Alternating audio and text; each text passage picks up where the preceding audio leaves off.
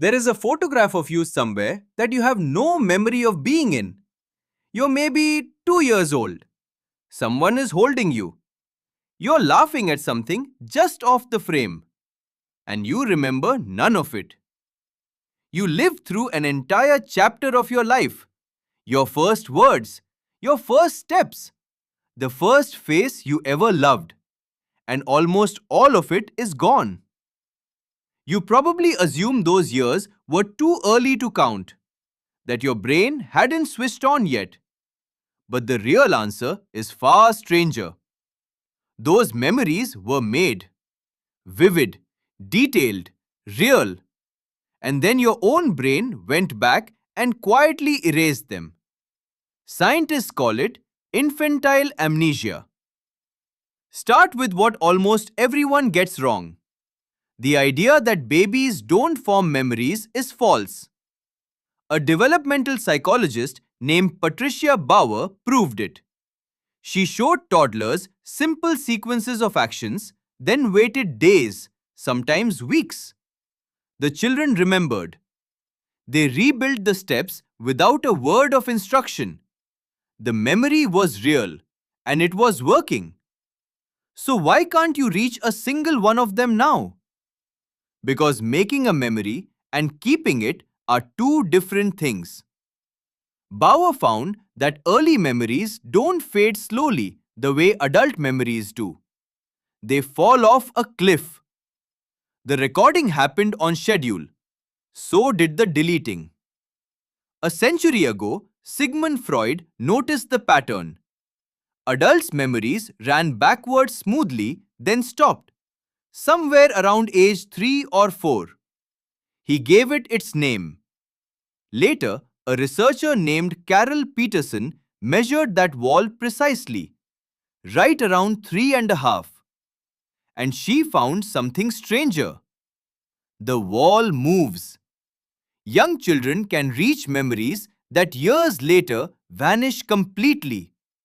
They forget that they ever remembered. So what is the eraser? To answer that, meet the part of your brain that builds memories.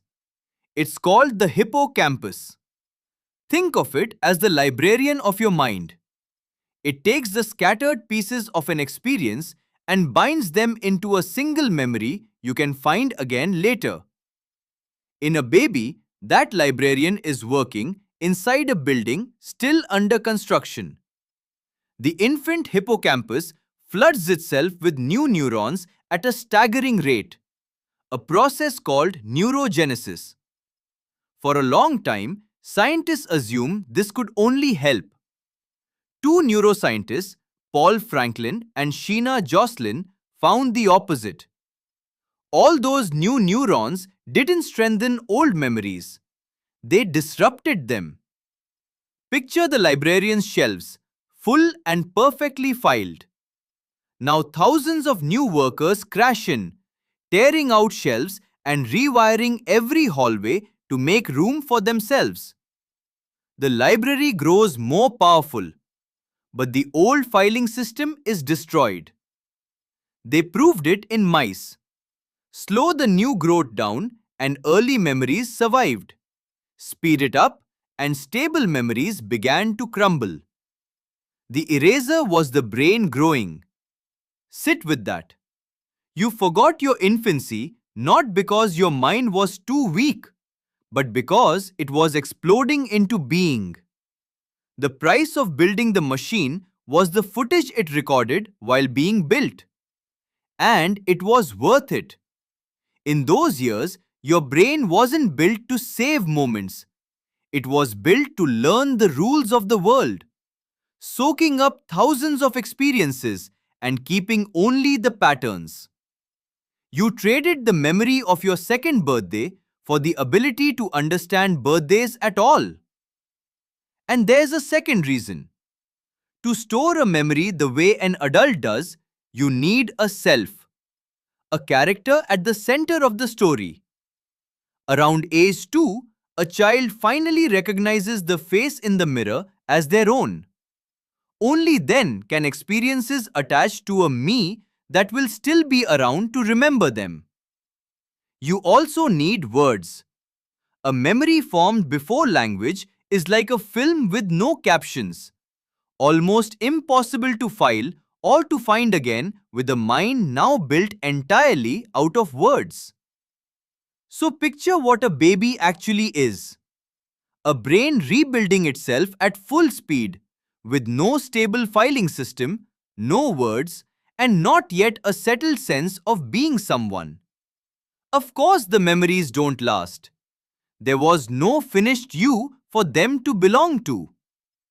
But here is the twist that changes everything. For a century, everyone assumed those memories were destroyed. Then a team at Yale, led by Nick Turk Brown, scanned the brains of awake infants. And the infant hippocampus lit up. It was encoding, forming the very traces that memory is made of. Which means maybe your earliest memories were never deleted at all. Maybe they are still in there, locked behind a door you lost the key to the moment you grew the kind of mind that could have opened it. Not erased, just unreachable. So think again about that photograph. The child laughing in someone's arms. You've been looking at it like a stranger. But that child wasn't a different person.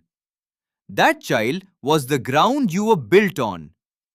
Every neuron that erased those memories is one you're using right now to read this.